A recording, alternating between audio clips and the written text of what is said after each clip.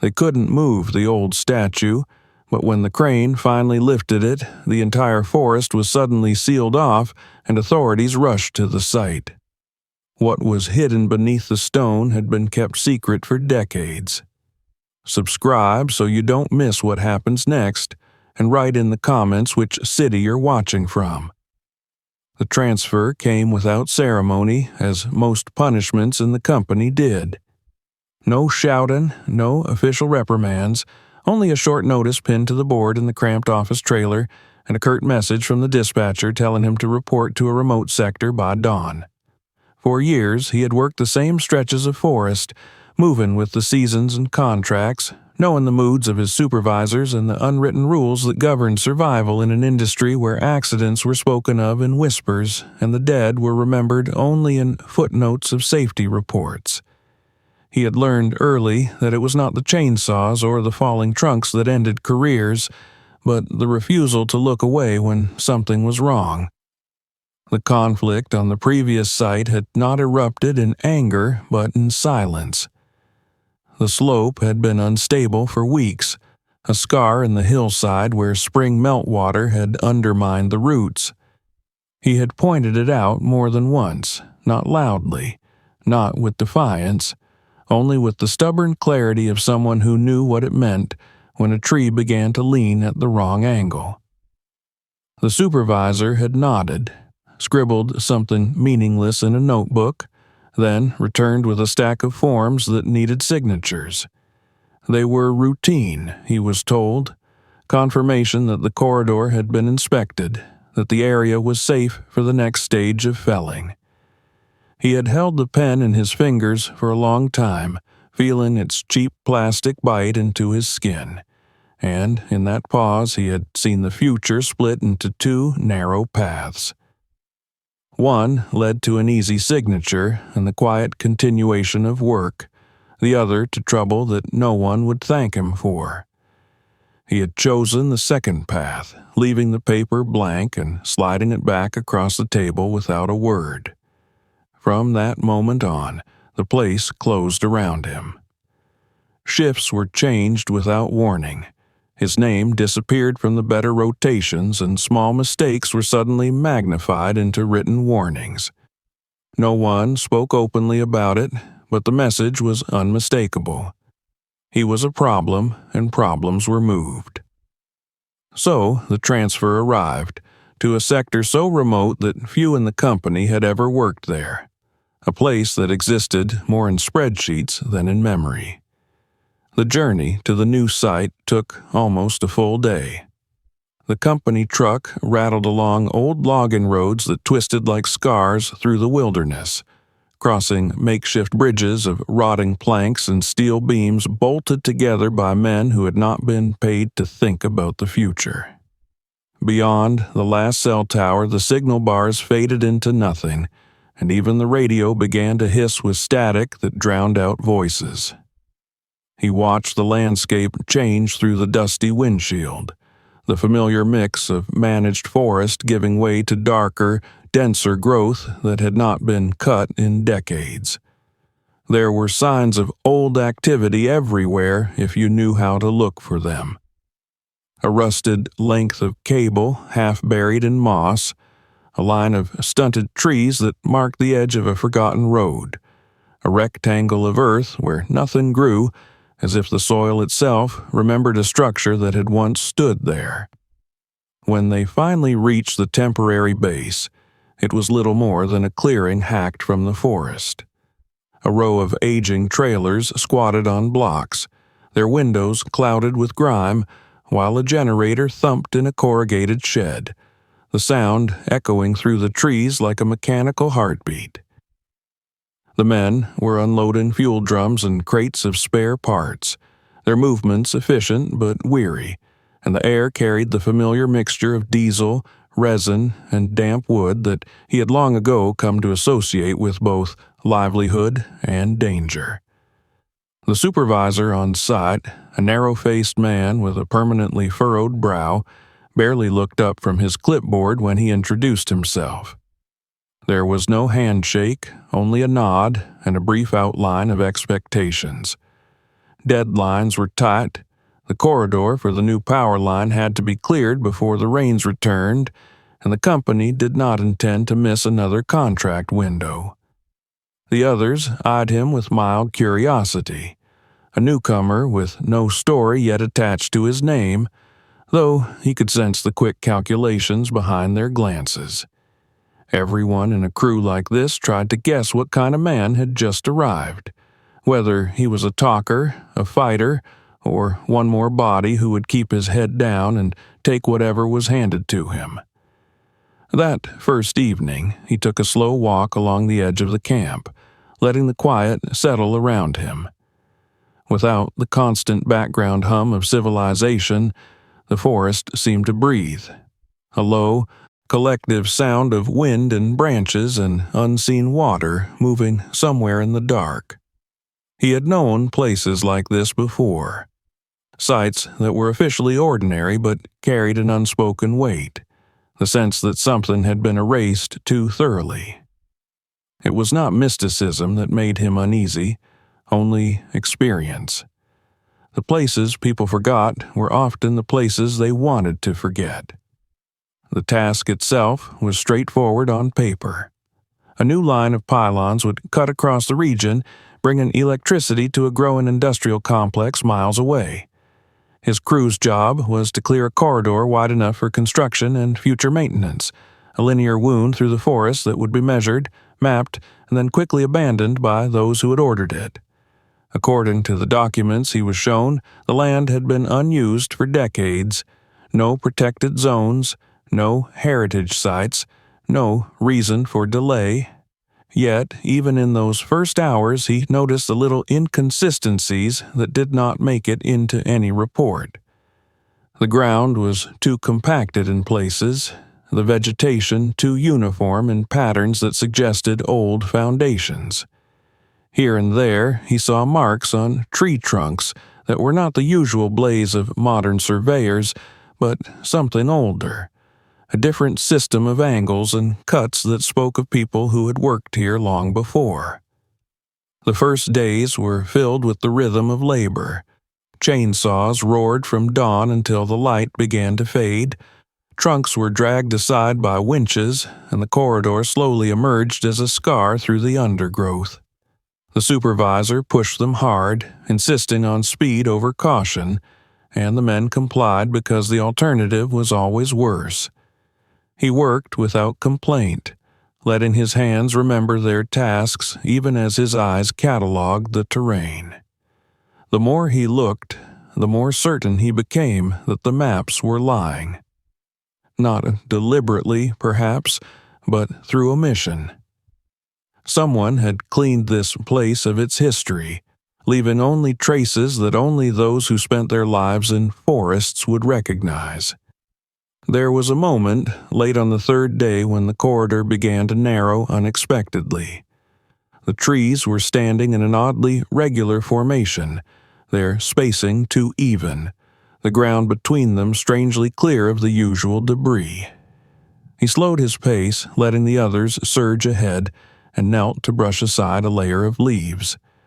Beneath was a patch of concrete, cracked and overgrown, but unmistakable. He straightened, his heart beating a little faster, and looked around. If there had been a structure here once, it had been removed with care, its remnants buried and disguised by time. This was not an accident of nature, but the residue of intent. He considered saying something, but the lesson of his transfer was still fresh in his mind. Instead, he noted the location and kept moving, a quiet observer in a crew that valued silence as a form of survival. By the end of the week, the corridor led them into a denser stand of trees, and it was there that the obstacle revealed itself. At first, it seemed no different from the boulders they had encountered before, a dark mass tangled in vines and roots. Only when the saw blades met stone instead of wood did the truth emerge. The men cleared the surrounding growth with growing irritation, and gradually the shape became visible. a towering stone figure rising from the forest floor, its surface streaked with age and lichen. No one could recall seeing anything like it marked on their maps, and yet here it was, planted directly in the path of their work. The supervisor cursed under his breath, already calculating the delays this would bring, while the others circled the structure with a mixture of curiosity and dread. It was not its appearance that unsettled them, but its placement. This was not something a hiker had dragged into the woods, nor a random relic abandoned by chance. It stood where it stood because someone had wanted it to block the way, to force attention on a place that the company's documents insisted was empty. He approached the base of the statue and knelt again, brushing away dirt with careful fingers. The surface beneath was not soil but a smooth slab of concrete, its edges hidden by decades of leaf fall and creeping roots. He said nothing, but in his mind the pieces were already arranging themselves into an uneasy pattern. Whatever had once existed here had not been erased completely. It had only been buried, waiting for a moment when the forest would be cut back far enough to reveal it again. As the others began arguing about how to remove the obstruction, he remained crouched at the base, feeling the cold certainty settle in his chest that this transfer had not been an escape from trouble, but its beginning. A passage into a story that the forest itself had been holding in silence for far too long. The men gathered around the newly exposed structure in a loose semicircle, their voices subdued in a way that had nothing to do with respect and everything to do with unease. The forest had been loud all morning, with the shriek of saws and the crack of splitting trunks, yet now there was a pause in the labor, a hollow silence that pressed in from the trees, as if the clearing itself were listening. Vines hung from the stone like long dead veins, their roots sunk so deeply into crevices that it was impossible to tell where the statue ended and the forest began. It was massive, taller than any of them, its form eroded into something that hinted at human features without declaring them clearly. Moss coated the hollows where eyes might once have been carved, and soot-dark streaks marked its surface in places where rainwater had traced paths through old ash. The supervisor broke the quiet first, not with curiosity, but irritation. "This was not on any plan," he said, thumbing through the laminated pages he carried everywhere as if the answer might suddenly appear in a margin. He muttered about lost time and penalties, about the absurdity of finding a monument in the middle of nowhere. To him, it was an obstacle, nothing more. But the others were slower to dismiss it. They walked the circumference of the base, tapping it with boot tips, tugging at the vines, each movement betraying the same question they did not want to voice. Why was it here? He knelt again, closer now, tracing the line of concrete he had glimpsed earlier. It was not the rough, careless pour of a temporary foundation, but something deliberate, smoothed by hands that had taken time to make it fit the stone above. He brushed aside another clump of leaves and uncovered a fragment of brick, blackened as if by fire. The image of his old supervisor sliding that unsigned form back across the table came to him unbidden, and with it the realization that this place was already testing the same boundary between obedience and conscience. When he stood, one of the younger workers was peering at a tablet, scrolling through satellite images that lagged and blurred as the signal fought its way through the canopy. There was nothing there, not on any layer they could access. The forest appeared unbroken, as if the statue were invisible even from the sky. Someone joked that it must have grown here, that maybe they were the first to see it. But the laugh that followed was forced and brief. Everyone in that circle understood the implication. If something this large had stood here for decades, then someone had ensured it was forgotten. The supervisor finally issued orders, impatience hardening his voice. They would try to move it.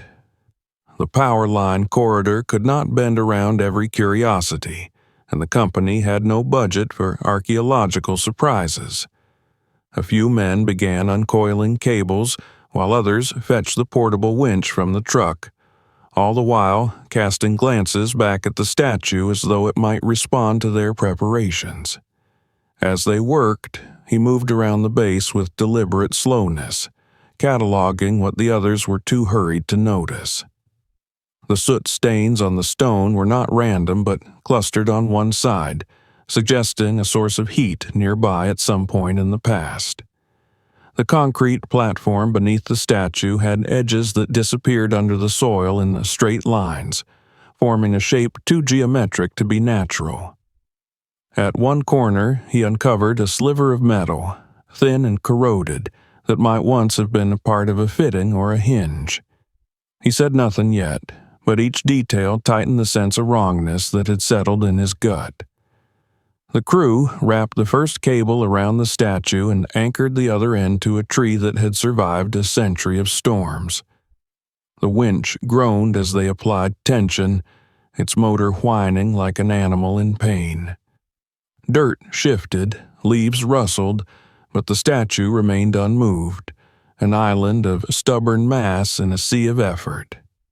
They tried again from a different angle, then another, only succeeding in gouging the stone and snapping a cable that recoiled with a sound like a gunshot. The supervisor swore, his patience thinning with every failure, and demanded that the excavator be brought closer. The excavator's steel arm scraped against the concrete base, showering sparks that flashed briefly before dying in the moss. The bucket dug into the soil around the foundation, revealing more of the slab, its surface curving inward in a way that suggested not a pedestal but a cover. This was no monument set on a simple block.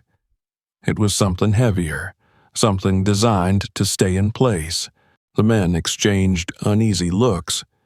Someone muttered that they should at least report this, that there might be regulations about moving old structures, but the supervisor cut him off with a gesture that brooked no argument. They were not historians, he said, and this was not a museum. Their job was to clear the corridor, and every hour spent staring at stone was an hour they would have to make up later. He felt the familiar tension coil in his chest. The words he had held back before now pressed against his teeth, but he swallowed them, aware that he was still new here, still marked by the unspoken reputation of a troublemaker. Instead, he stepped closer to the excavator operator and quietly suggested easing off, pointing to the way the concrete formed a rim rather than a base. The operator hesitated, nodding almost imperceptibly, but the supervisor's barked command overrode any caution. The machine lurched forward, its bucket wedging under the edge of the slab. There was a sound then that was not quite a crack and not quite a groan, a deep, dull resonance that traveled through the ground and into their bones. The slab shifted by a fraction, enough to send a ripple of soil cascading into a narrow gap that had opened along one side. The statue above did not budge, but its immobility now felt different, less like the stubbornness of stone and more like the resistance of something that had been sealed. The forest seemed to close in around them as the light shifted, clouds drifting over the sun to dim the clearing. The men paused, unsure whether to continue, but the supervisor saw only progress in that slight movement. He ordered the winch tightened again, and the cables sang under the strain. Once more, nothing happened, and frustration flared into open anger.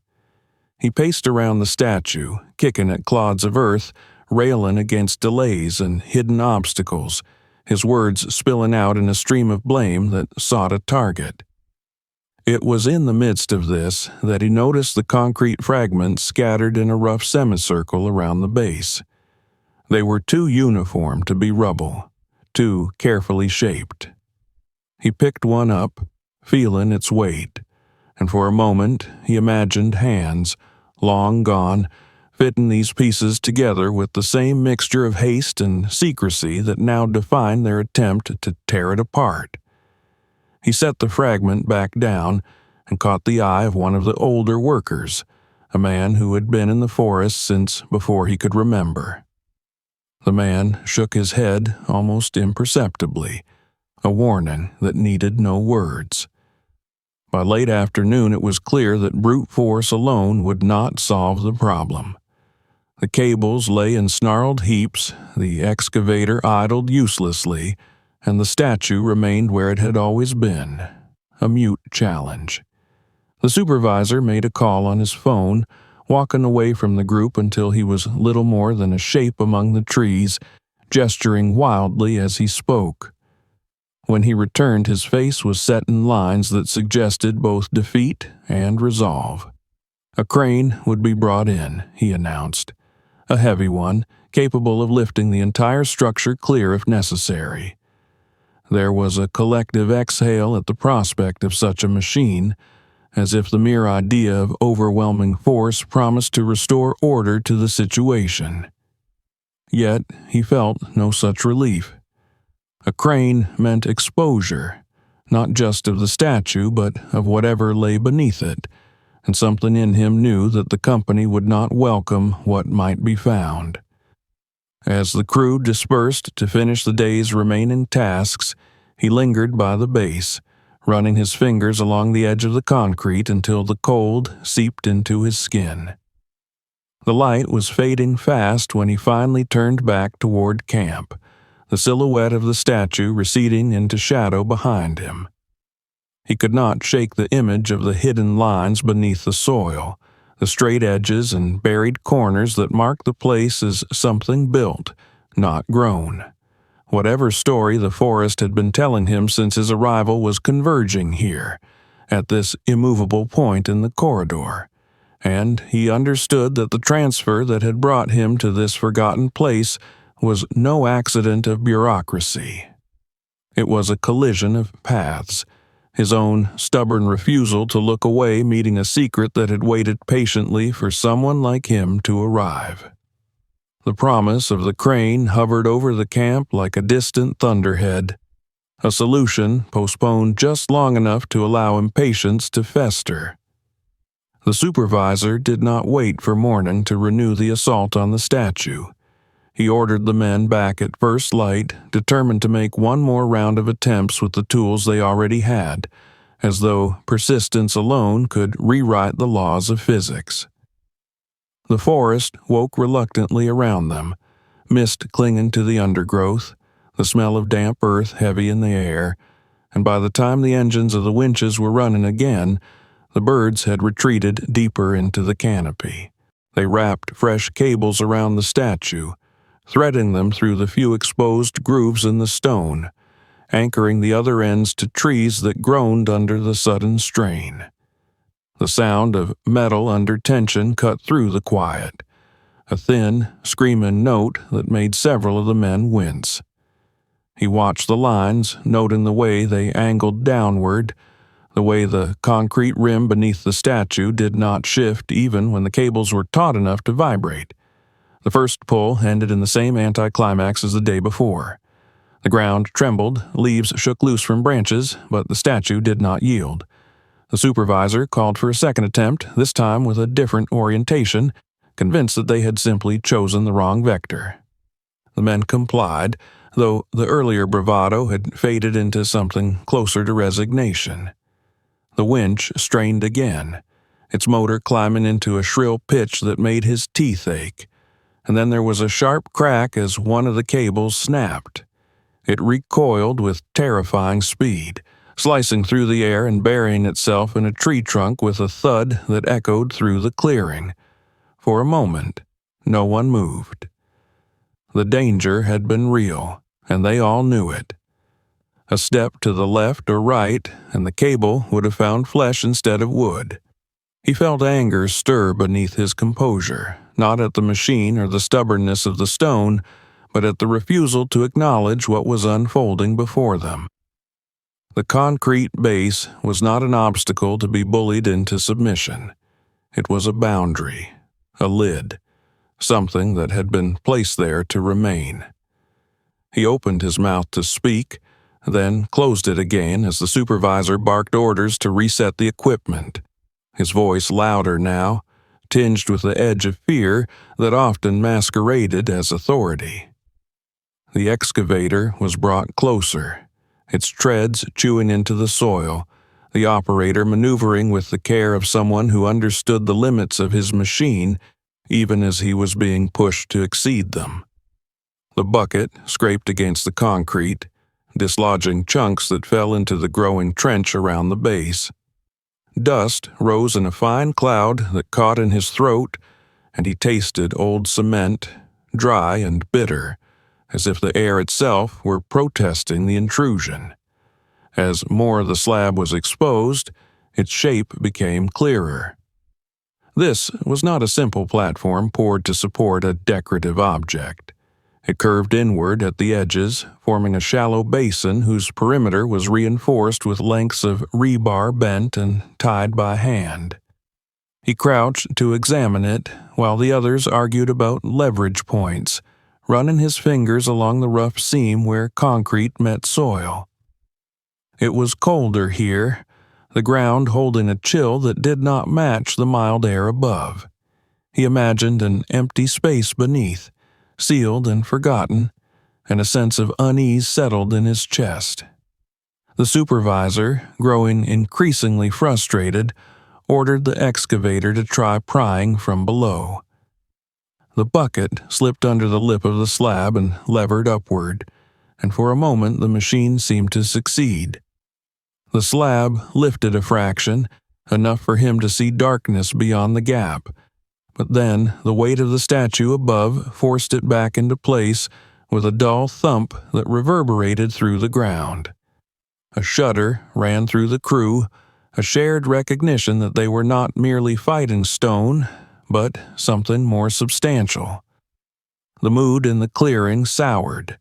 Men snapped at each other over small mistakes, the strain of repeated failure eroding the thin layer of camaraderie that usually held them together.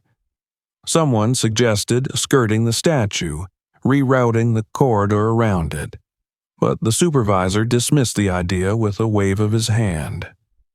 Altering the line would require new surveys, new approvals, delays that would ripple through the project like a disease. It was easier, he insisted, to remove one stubborn object than to rewrite a plan approved by people who would never set foot in this forest. He noticed the way the men avoided his eyes as he moved among them, the quiet resentment that clung to him as if he were the embodiment of the problem itself. They knew he had seen something, that he was withholding a judgment that might force them all into a conflict with management. He could almost hear the thought passing between them, a shared plea for silence. They had families to support, debts to pay, lives that depended on keeping their heads down. Who was he to threaten that with his misgivings? During a brief lull, he took a solitary walk around the perimeter of the site, letting the noise of the machines fade behind him. The forest here bore the marks of human presence in ways that the official maps had ignored. He found a line of earthworks that traced a faint rectangle, the remains of a foundation long collapsed, and a scatter of broken glass half buried in leaf litter that glittered faintly in the filtered light. Further on, he came across a stretch of ground where the vegetation grew in a different pattern. The soil compacted in a way that suggested heavy foot traffic decades before. Each discovery deepened his conviction that the statue was not an anomaly, but a marker, a way of sealing off a chapter that someone had gone to great lengths to erase. When he returned to the clearing, the excavator was idling, its operator arguing with the supervisor about the safety of continuing. The man was right to hesitate. The risk of destabilizing the statue was real, and with it, the risk of injury or worse. The supervisor dismissed these concerns with a clipped assurance that they would be careful, though his eyes flicked nervously towards the slab even as he spoke. As the afternoon wore on, the repeated failures wore down what remained of the crew's resolve. The cables lay twisted and frayed. The excavator bore fresh scratches along its arm, and the statue stood as implacable as ever. The supervisor paced like a caged animal, muttering into his phone as he tried to reach someone higher up the chain of command. When he finally hung up, he announced with forced confidence that the crane would arrive the following morning, its operator already en route from the nearest town that could support such equipment. Relief rippled through the men at the prospect of a definitive solution, but it did not touch him. He was standing near the base of the slab when he noticed a small glint in the soil, something metallic catching the last rays of sun. He knelt and dug gently with his fingers, extracting a tiny object caked in rust and dirt. It was a child's clothing tag, the kind sewn into jackets to mark ownership in institutional settings, its stamped number barely legible beneath the corrosion. He closed his hand around it, feeling the weight of the discovery settle in his palm like a verdict. That night, he could not sleep. The trailers were quiet, the generator's steady rumble the only sound that cut through the dark, but his mind refused to follow his body into rest. He kept seeing the slab lifting for that brief instant, the darkness beneath it, the child's tag in his hand. He slipped out of bed and pulled on his boots, moving as silently as he could through the narrow aisle, past men who snored or stared blankly at the ceiling. Outside, the forest was a cathedral of shadow, the moonlight filtering through branches to paint the ground in silver. He made his way back to the statue, guided more by instinct than sight, and crouched beside the base. In the stillness of night, the place felt different, stripped of the noise and aggression of the day. He brushed aside loose soil and leaves, exposing more of the concrete rim, and traced the edge with his fingers until he found a seam, a place where the slab had been joined to something below. There was a hollow sound when he tapped it, faint but unmistakable, and it sent a chill through him that had nothing to do with the night air. He replaced the dirt carefully, erasing his presence as best he could, and returned to the trailer with the child's tag hidden in his pocket. By the time dawn crept through the small window, he had made a decision he could no longer avoid. The crane would lift the statue, that was now inevitable, and when it did, whatever lay beneath would be revealed. The question was not whether the secret would surface, but who would control the story when it did. He lay there, listening to the forest wake, aware that the transfer that had brought him here had not only altered his path, but placed him on the edge of something vast, something that would not be undone by broken cables or stubborn supervisors. The crane arrived just after sunrise, its long boom rising above the treetops like the neck of some prehistoric creature that had wandered into the clearing by mistake. The driver eased it into position with a precision born of years spent coaxing impossible machines through impossible places, while the supervisor hovered nearby, his agitation barely contained. The night's dew still clung to the ground, turning the soil into a treacherous paste, and the men hurried to lay down timber mats and scatter gravel so the massive vehicle would not sink under its own weight.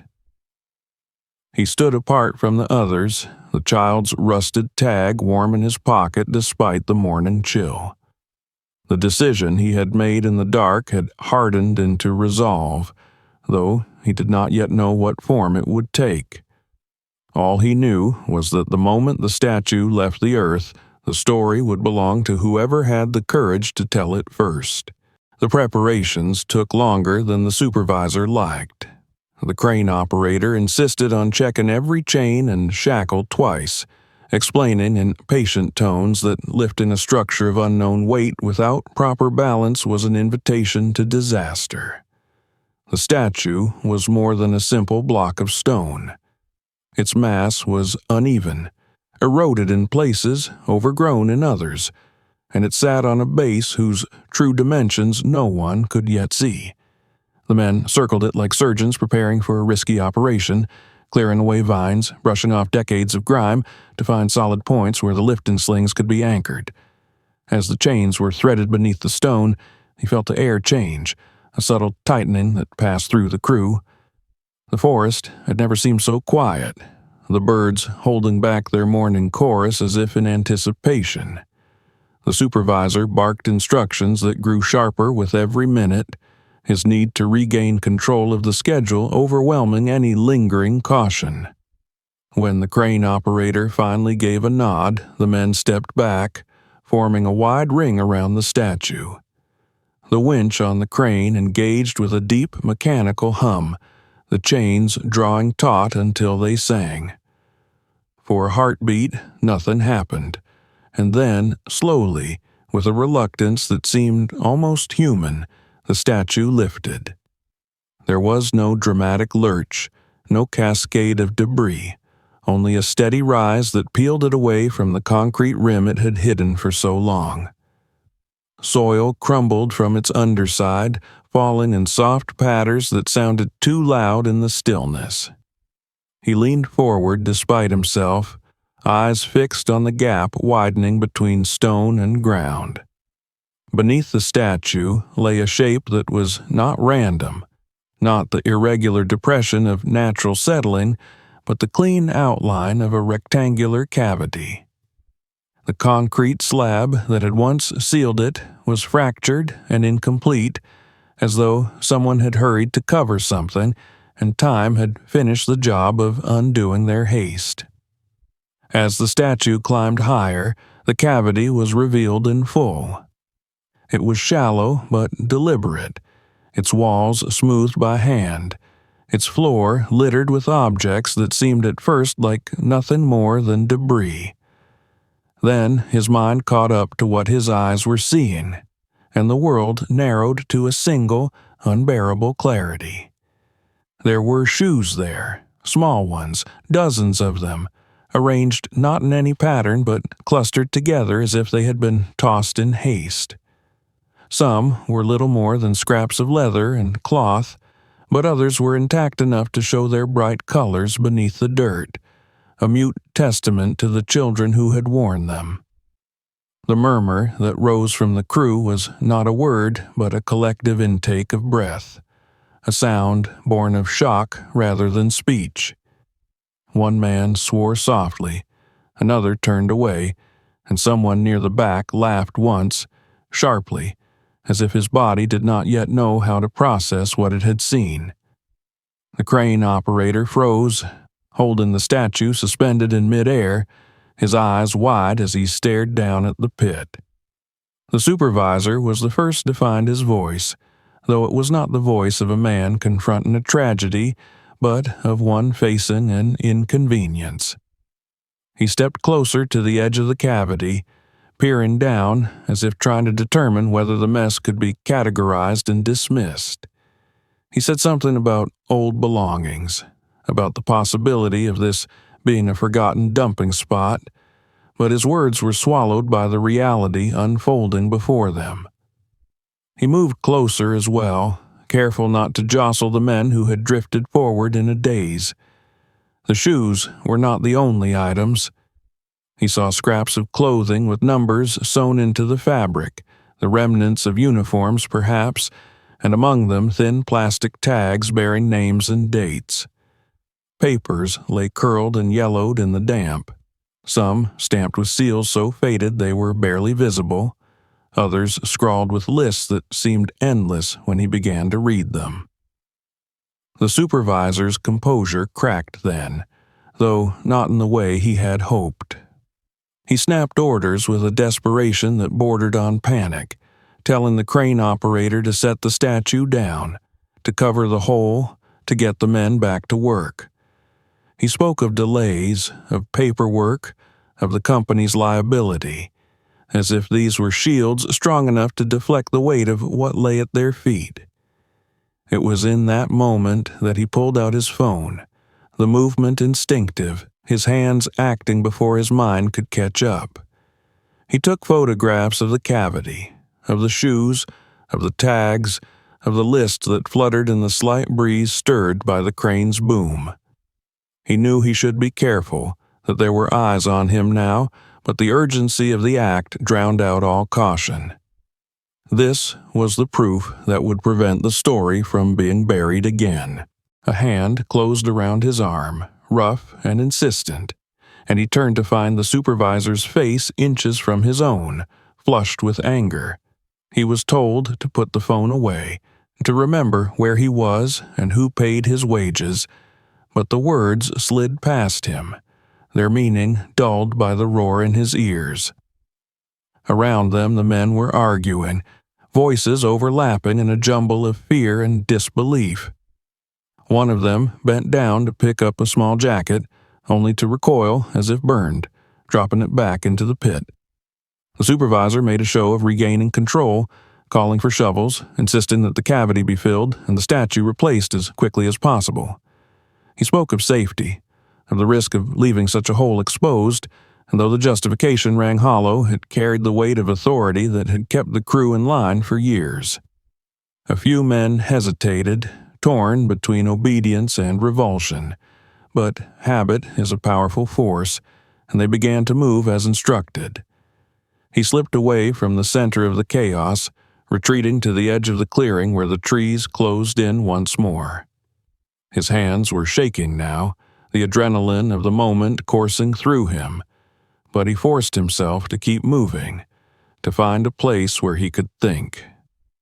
The images on his phone were a fragile lifeline, a way of holding the truth in a world that seemed determined to smother it. When he returned, the pit was already half filled, dirt and gravel cascading down to cover the shoes and papers, turning horror back into an abstraction. The statue lay on its side nearby, an ungainly shape robbed of its authority waiting to be hoisted back into place.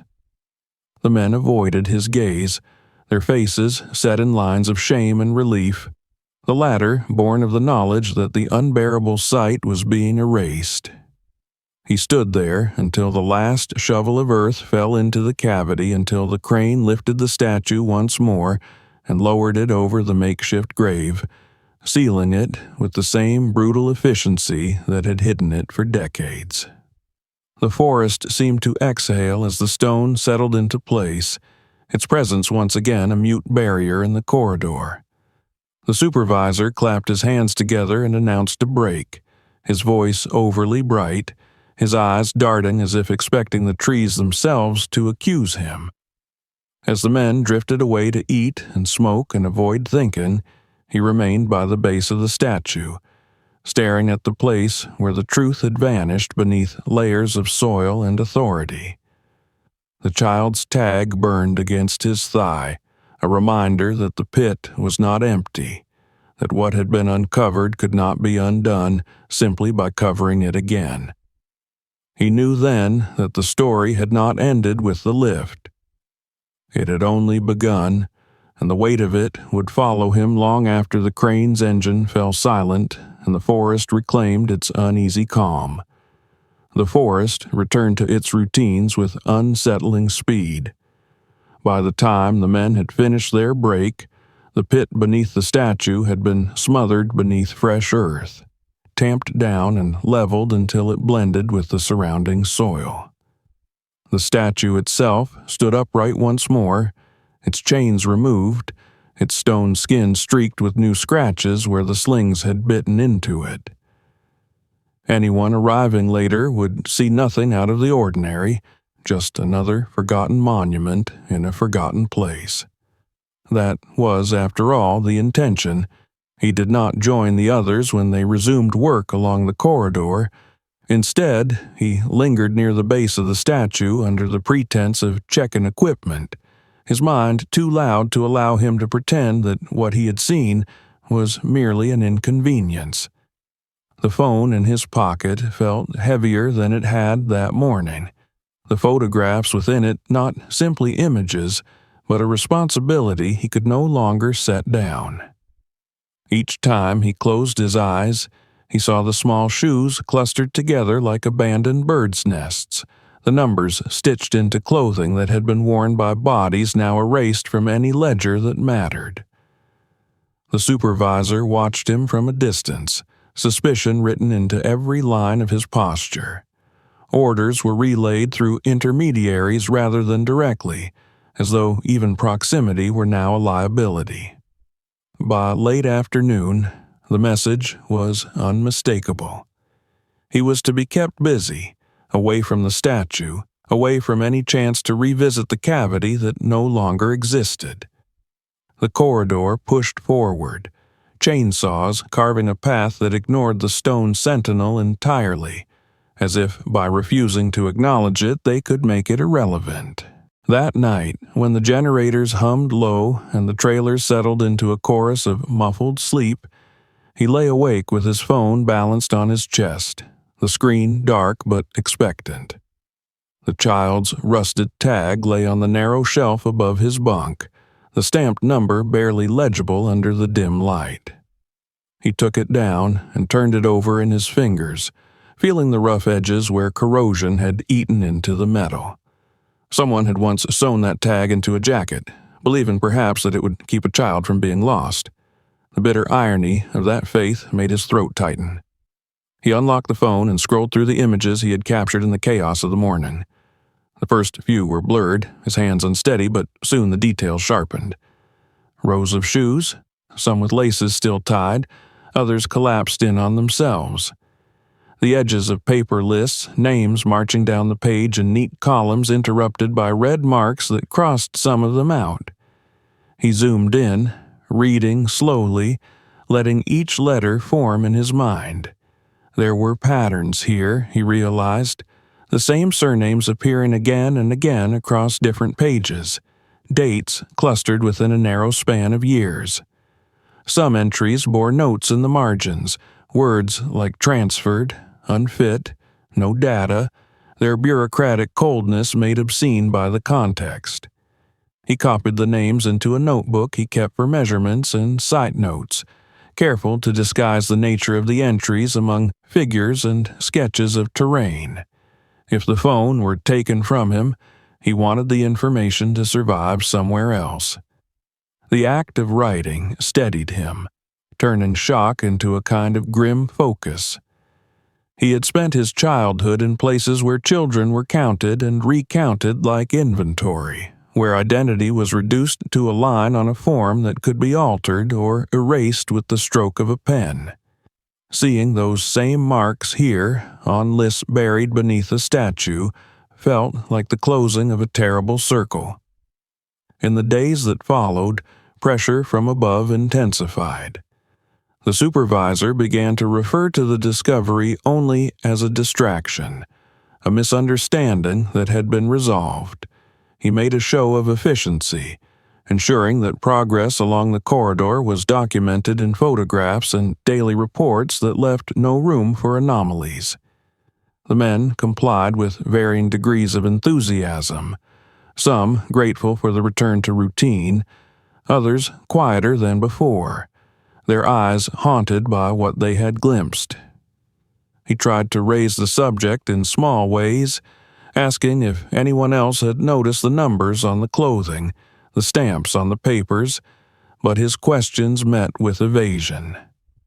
A few of the older workers shrugged, muttering that it was none of their business, that whatever had happened was long past. One man snapped that he had 3 kids to feed and could not afford to be dragged into trouble over something that could not be undone. Their fear was understandable, but it did not lessen the weight pressing on his chest. Late one afternoon, he slipped away from the crew under the guise of surveying the next section of forest. He followed a barely visible depression in the ground that ran parallel to the corridor, its edges softened by decades of leaf fall. The further he went, the clearer the signs became. This had once been a road, narrow but deliberate, leading toward the statue from deeper in the woods. He found fragments of brick scattered along its length, their surfaces blackened, and a length of rusted pipe jutting from the soil like a broken bone. Kneeling, he brushed away the dirt around it and uncovered the flange of what might once have been a boiler vent. He took photographs, careful to include wide shots that showed the relationship between these remnants and the statue's location. If anyone ever questioned his interpretation, he wanted the context preserved. The company's maps might show nothing here, but the land itself told a different story, one of structures raised and then erased, of activity compressed into silence. The supervisor's reaction when he noticed his absence was swift and cold. He was reprimanded for wandering off task, reminded that his role was to cut and clear, not to play detective. The rebuke carried a threat he had heard too many times before, the promise that further deviations would be reflected in his evaluation. He accepted the lecture with downcast eyes, but inside he was already compiling a list of contacts, people outside the company who might listen where his colleagues would not. His search for information expanded beyond the forest. In the brief windows of connectivity he found by climbing ridges or standing at the edge of the camp where the signal was strongest, he began to trawl through online archives. He searched for mentions of fires, closures, relocations of institutions in the region during the years that matched the dates on the lists. At first, there was nothing. Then, a single scanned article from a defunct local newspaper, its headline so bland it almost escaped notice. A minor blaze at a children's facility, it read, quickly contained, no casualties reported, operations to be transferred elsewhere. The date matched perfectly. His hands shook as he read the rest. The article was brief, lacking names or specifics, its language vague to the point of uselessness. There was no mention of where the children had been sent, only an assurance that they were safe. He cross-referenced the facility's name with the numbers on the tags and found nothing official, no listing in any current registry. It was as though the institution had existed in a parallel world, one whose records had been quietly excised. He turned next to social media, joining obscure regional groups where older residents reminisced about the past. At first, his inquiries were general, careful not to raise alarm, but gradually he narrowed his focus, asking about old children's homes, about fires, about places that no longer appeared on maps. Most replies were dismissive, but a few carried a different tone. Someone mentioned a closed boarding school in the woods that no one had been allowed to visit. Another recalled trucks moving at night after a blaze, escorted by police, the road closed for hours without explanation. These fragments were not proof, but they were echoes, and together they formed a pattern that aligned too neatly with the evidence beneath the statue to ignore. He saved the messages, taking screenshots in case they were deleted, his digital archive growing alongside the handwritten names in his notebook. The supervisor's attempts to contain the situation grew more overt. One morning, he found his assignment changed, sent to a distant edge of the corridor where the work was monotonous and isolated. It was a thinly veiled attempt to keep him away from the statue, to make his curiosity inconvenient. He complied outwardly, felling trees with mechanical efficiency, but his mind remained anchored to the lists and the shoes, to the children who had once been numbers on a tag and were now nothing at all. The memory of his own childhood intruded more often than he liked. He recalled the echoing hallways of the institution where he had grown up, the way children disappeared between semesters with no explanation beyond a whispered transfer. He had learned not to ask questions, not to look too closely at empty beds, because curiosity had never been rewarded. Standing in the forest, knowing what he now knew, he understood that those disappearances were not isolated accidents, but part of a system that thrived on silence. By the end of the week, the corridor had advanced far enough that the statue lay behind a wall of felled trunks and churned earth, hidden from casual view. The supervisor seemed satisfied, his reports glowing with progress, but the tension around him had not eased. He avoided eye contact with the crew, his conversations brief and guarded, as though he feared any exchange might expose more than he could control. He did not share that fear. Each night he added to his notebook, copying names until his hand cramped, comparing dates, building a ledger of absence. He knew he could not confront the company alone, not when they were already maneuvering to isolate him. What he needed was daylight, the kind that came not from a clearing in the forest but from public attention, and for that he would need to carry the list beyond the reach of the statue's shadow. The corridor pushed deeper into the forest each day, the sound of saws echoing farther from the place where the statue now stood once more, sealed into its false stillness. Yet for him, distance did nothing to dull the presence of what had been uncovered. The lists were no longer simply names on paper. They had begun to form a constellation of lives, each entry a point of light in a map that only he seemed willing to read. Whenever the work took him to higher ground, where the trees thinned and the air carried a hint of signal, he pulled out his phone and searched. His queries were cautious at first, phrased broadly, but soon sharpened by the dates he had copied so meticulously into his notebook. The articles that emerged were few and fragmentary, scattered across forgotten corners of the internet like debris from a shipwreck. Most were nothing more than dry notices of administrative changes, the closure of facilities, the relocation of services, the sort of bureaucratic reshuffling that rarely merited more than a paragraph in the local paper. But woven through them was a recurring phrase, always vague, always reassuring. After the fire, the children were transferred. After the restructuring, the pupils were reassigned. After the emergency, no casualties were reported. He read those words over and over, the hollowness of them growing more obscene with every repetition. The dates aligned with the red marks he had seen on the lists, the same years that clustered around the small shoes and numbered jackets. It was not one event, not a single accident that had led to the burial beneath the statue. It was a pattern, a series of administrative gestures that had allowed an entire institution to vanish from the public record without anyone asking where its inhabitants had gone. Late one evening, he found a scanned copy of an article so faded it was barely legible, preserved on the personal website of a man who had once collected local history as a hobby. The headline spoke of a minor blaze at a rural boarding facility, the language carefully chosen to avoid alarm. It described smoke damage, a swift response by emergency services, the temporary relocation of staff. There was no mention of the children themselves, only the assurance that they were being cared for elsewhere.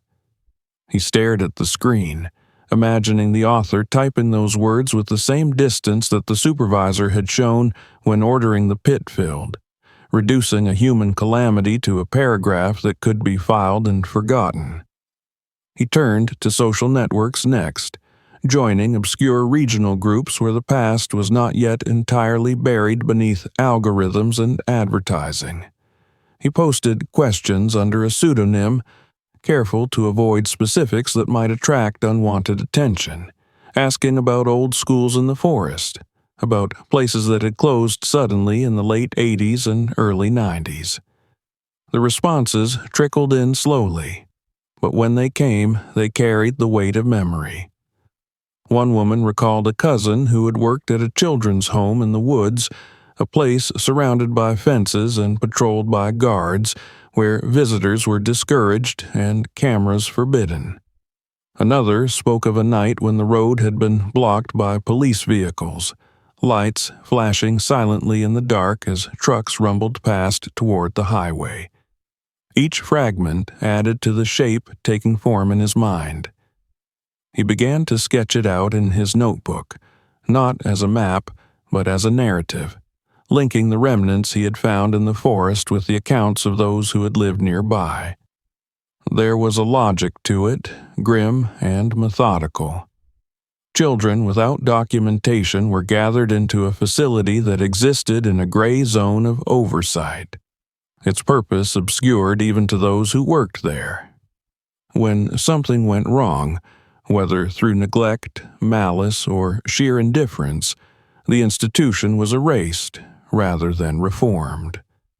The fire was not the beginning, but the excuse, the moment that allowed everything that followed to be framed as necessity rather than crime.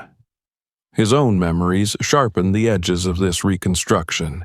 He could still smell the disinfectant of the dormitories where he had slept as a boy, the way it mixed with sweat and cheap detergent to create a scent that never truly left your clothes. He remembered the faces of children who had arrived one day and were gone the next, their bunks stripped of bedding, their names never spoken again. At the time, he had accepted the official explanations because there was no alternative.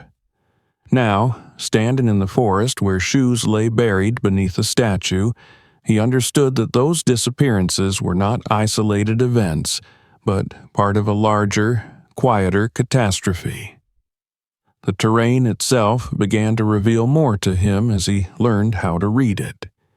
He noticed the way the ground sloped gently away from the statue, forming a shallow basin that would have directed water and smoke away from a central structure. There were remnants of foundations scattered in a rough grid, too uniform to be anything but the footprints of buildings. In one place, he found a cluster of charred beams half submerged in the soil, their ends cut cleanly rather than snapped, suggesting deliberate dismantling rather than collapse. He photographed everything, careful to include wide angles that showed how these fragments related to one another, building a visual argument that could not be dismissed as coincidence. The supervisor had begun to avoid him entirely, assigning intermediaries to relay instructions, but the rest of the crew had grown quiet around him as well. They sensed that something was happening beyond the routine of their labor, something that might draw attention they could not afford. Their silence was not hostility so much as self-preservation, but it left him increasingly alone with his findings. One night, after hours of combing through old digital archives, he stumbled upon a thread that had been abandoned years earlier, its participants long since dispersed. It was a discussion about missing children from the region, posted by a man searching for his sister, who had vanished from an orphanage after being transferred to a facility with no listed address. The thread contained little in the way of answers, only shared frustration and grief. But as he scrolled, he saw names that matched those in his notebook, the same surnames repeated with desperate regularity. He felt a surge of cold recognition, the abstract horror of the lists resolving into a human story that could no longer be ignored. He reached out to the man through a private message, hesitant but determined, asking for any information he might be willing to share. The reply came hours later, brief and cautious, but it confirmed what he had begun to suspect. The orphanage had been rumored to operate under a different authority than most, its records sealed, its staff rotated frequently. After the fire, the building had been razed within weeks, the site fenced off, and then quietly absorbed back into the forest. No one had ever been allowed to see what remained. By then, he had also uncovered the name of a former forestry official who had overseen the area during the relevant years, a man who had later been decorated for his service and appointed to a comfortable administrative post in the city. The connection was circumstantial but compelling. Someone with control over the land had facilitated the disappearance of an institution and everything it contained, replacing it with a statue that offered the illusion of commemoration while concealing the truth beneath its base. The weight of this history pressed on him as he returned each day to the physical labor of clearing the corridor. The trees fell as they always had, their rings bearing silent witness to seasons of growth and neglect. But now he saw in them the echoes of another timeline, one in which children had lived and died within earshot of where he stood. The lists in his notebook grew longer as he pieced together more names from online accounts and faded documents, his handwriting tightening as if to resist the erasure that had claimed them once before. He knew he could not carry this alone much longer. The supervisor's attempts to isolate him were becoming more aggressive, and the company's control over the site was absolute. If the story were to emerge, it would have to leave the forest, carried by voices that could not be silenced with a reassignment or a threat. He began to compile his materials into a single package, not yet ready to send it, but unwilling to delay indefinitely. The past had waited beneath the statue for decades. It would not wait for him to find his courage. The corridor had begun to resemble a road more than a scar, its edges smoothed by the constant passage of machinery, its center a churned ribbon of mud and splintered roots. To the supervisors in distant offices, this progress would appear as nothing more than a line advancing across a map, but to him it felt like a countdown. With every meter cleared, the place where the statue stood was pushed further into the periphery of daily operations, its secret layered over by routine until it might as well never have existed. The first article appeared online late on a Sunday evening, when the camp was quiet and the forest lay in a kind of suspended breath between dusk and dawn. He had sent his initial package of photographs and notes to a journalist he had identified through months of careful observation, a woman whose previous work suggested a stubborn resistance to pressure and a willingness to pursue stories others had abandoned. Her response had been measured, her questions precise, but when the link finally arrived in his inbox, he felt the ground tilt beneath him. The piece was cautious in its language, framed as an inquiry rather than an accusation, but the images were unmistakable. The small shoes, the numbered clothing, the list blurred just enough to protect names while still conveying the magnitude of the find. It spoke of a statue in a remote forest, of a cavity filled and sealed with suspicious speed, of records that did not align with official accounts. It did not name the company or the individuals involved, but it did what he had hoped. It made silence impossible. The reaction was swift and chaotic. His phone lit up with notifications from strangers, messages that alternated between gratitude and disbelief. The supervisor summoned the entire crew to an impromptu meeting, his face a mask of fury that barely concealed the fear beneath. He railed about leaks and traitors, about reputations ruined by half-truths, but his words rang hollow in a clearing where everyone now knew that what had been uncovered was more than a misunderstanding. He stood at the back of the group, his posture neutral, his eyes fixed on a point beyond the supervisor's shoulder where the forest thickened into shadow.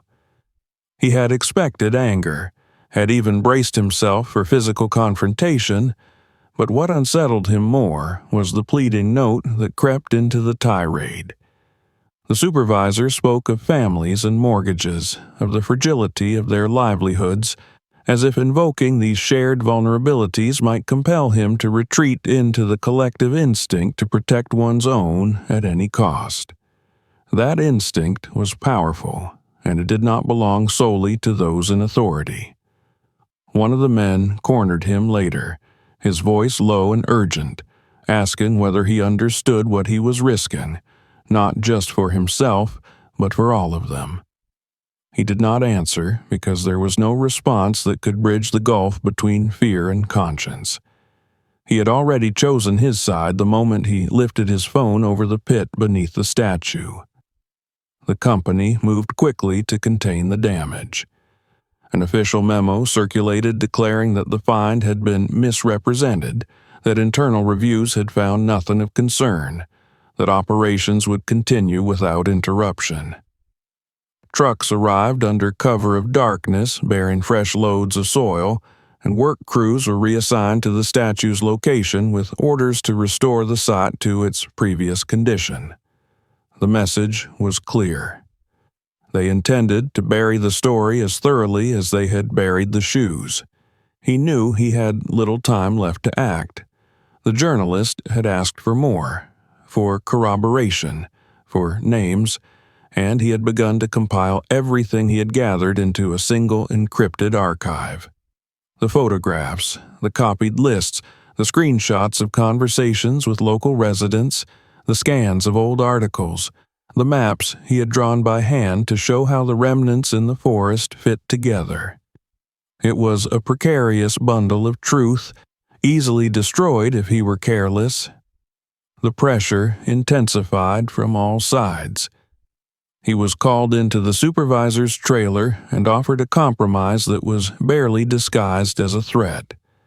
The company would forget his involvement, he was told, if he agreed to issue a statement recanting the article's claims and return his materials. There would be a bonus, perhaps even a promotion, an acknowledgement that he had been a good employee who had made a mistake under stress. He listened without interruption, his expression unreadable, and when the offer was complete, he declined with a single sentence that felt both insufficient and irrevocable. After that, the hostility became overt.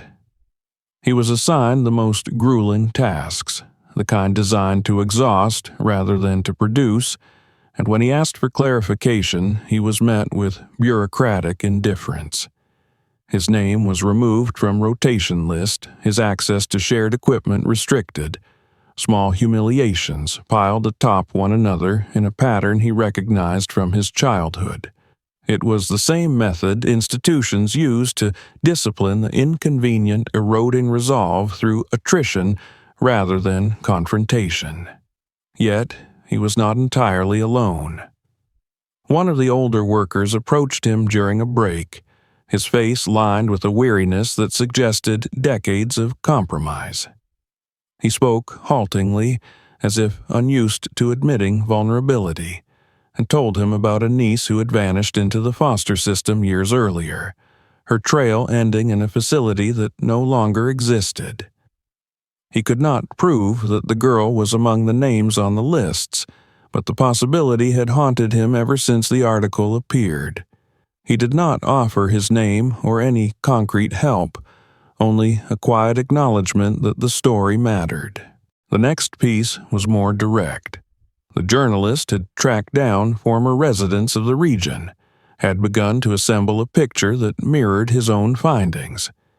This time, the article named the year of the fire, the existence of a closed children's institution, the pattern of administrative transfers that followed. The response was immediate and explosive.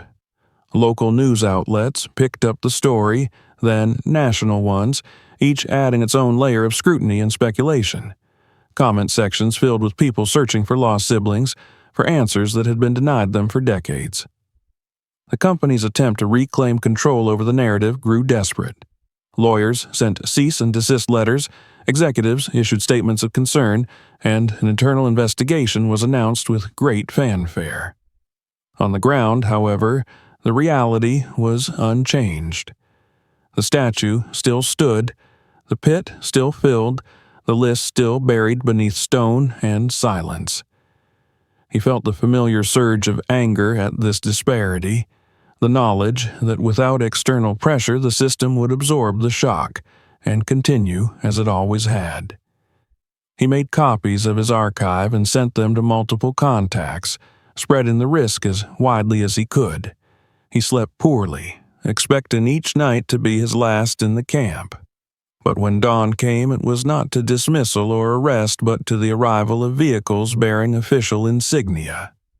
Men and women in plain jackets stepped out, their expressions professional and unreadable, and the supervisor's bluster evaporated in the face of their authority. The site was cordoned off before anyone could object, and work was halted with a single, unambiguous order. As he watched the officials set up their equipment, he felt the knot in his chest loosen for the first time since the crane had lifted the statue. This was not victory, not yet, but it was a breach in the wall that had held for so long.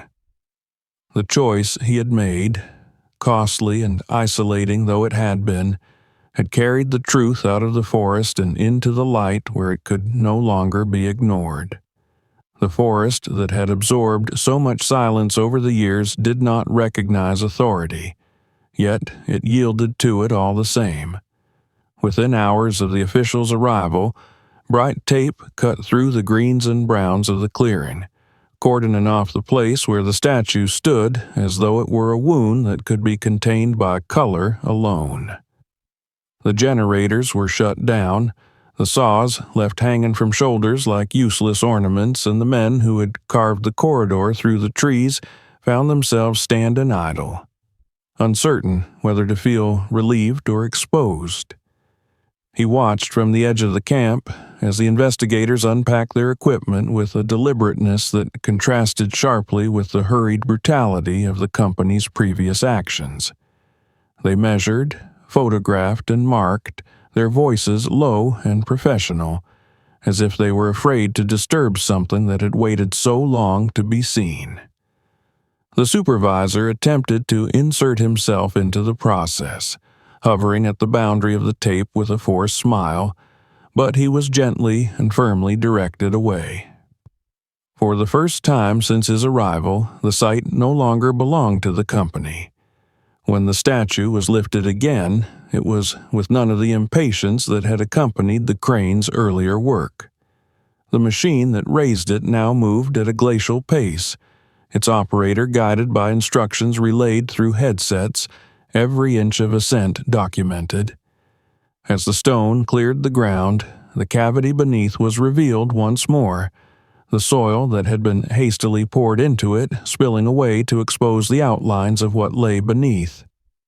The shoes appeared first, then the scraps of clothing, and finally the papers that had been crushed and buried with such careless finality. He stood with his hands clenched at his sides, the sensation of witnessing the same horror twice almost unbearable. This time, however, the scene was met not with panic or denial, but with a measured, solemn response. The investigators knelt at the edge of the pit, gloved hands hovering over the objects as if asking permission before touching them. They spoke in technical terms about stratigraphy and preservation, about the need to document every layer before removal. But beneath the jargon, he sensed the same shock that had frozen the crew days earlier. The excavation proceeded in careful stages, each scoop of soil cataloged, each artifact placed in a labeled container. He saw items emerge that had been missed in the first chaotic reveal, small personal effects that made the loss painfully specific. A bent metal spoon engraved with a child's initials, a fabric badge sewn into a sleeve, a broken pencil with teeth marks along its length. These were not remnants of neglect, but of lives interrupted, daily objects caught in the moment when routine had been obliterated by disaster or design. News of the excavation traveled faster than any of the company's memos ever had. By the second day, reporters clustered beyond the tape, their cameras trained on the statue as though it were a suspect being led into custody. The stories they filed were no longer tentative. They spoke of a hidden institution, of children without records, of a fire that had never been fully explained. The names he had copied into his notebook began to surface, blurred at first, Then, with increasing clarity, as officials confirmed matches with old case files. Families arrived in ones and twos at the edge of the cordon, their faces etched with a mixture of hope and dread. He watched a woman clutching a faded photograph to her chest, her eyes fixed on the investigator's hands as if willing them to uncover something recognizable. Another man stood with his back to the forest, staring at the sky, his lips moving in a silent prayer that seemed less about answers than endurance. They had waited decades for this moment, for someone to acknowledge that the disappearances were not figments of grief, but the result of a system that had failed them all. The lists that had once been buried beneath the statue were now spread across folding tables in a temporary tent, their fragile pages protected by plastic sleeves. He was allowed inside only briefly, escorted by an official who treated him with a cautious respect. But the sight of those names laid out in the open nearly broke him. Each line was being entered into a database, cross-referenced with missing persons reports, death certificates, any scrap of information that might restore a fragment of identity to the children who had been reduced to numbers. In the days that followed, the investigation widened to encompass the broader network that had enabled the concealment. Former administrators were summoned for questioning, their public reputations dissolving under the weight of evidence. Financial records were examined, revealing payments for construction and maintenance that corresponded suspiciously with the erection of the statue and the reclamation of the land.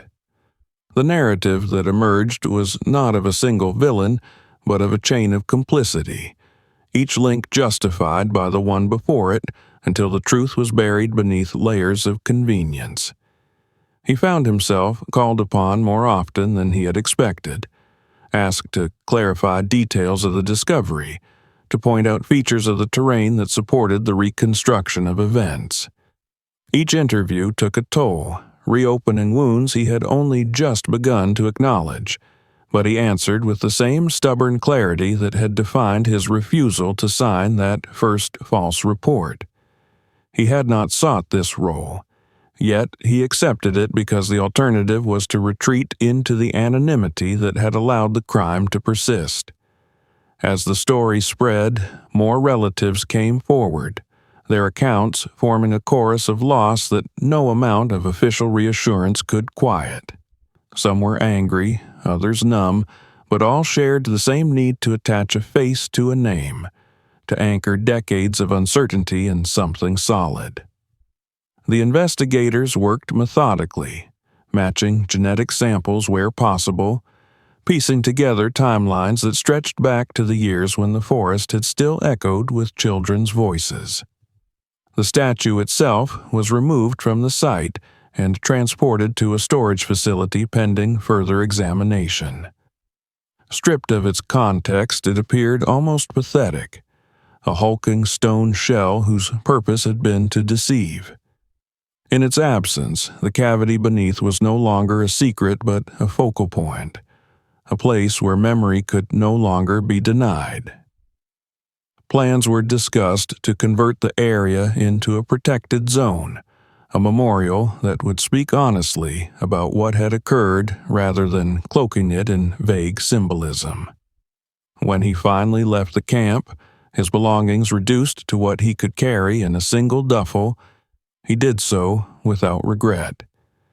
The company had offered no apology, only a curt termination notice citing violations of policy, but by then the loss of his job felt insignificant beside the magnitude of what had been set in motion. He paused at the edge of the forest, looking back at the clearing that had reshaped his life, and felt a quiet resolve settle in him. The names were no longer buried. They had been lifted into the light, carried on the voices of journalists, officials, and families who refused to let them fade again. He did not know what his own future held, whether he would find work or stability after the storm he had helped unleash, but he knew that he would carry those names with him wherever he went. In a world that had tried so hard to forget, Remembering had become an act of defiance, and it was one he intended to practice for the rest of his life. If this story moved you, don't forget to subscribe right now so you won't miss what comes next. Watch our other videos to uncover more hidden truths and unbelievable real-life stories. And share this video with someone who needs to see it today.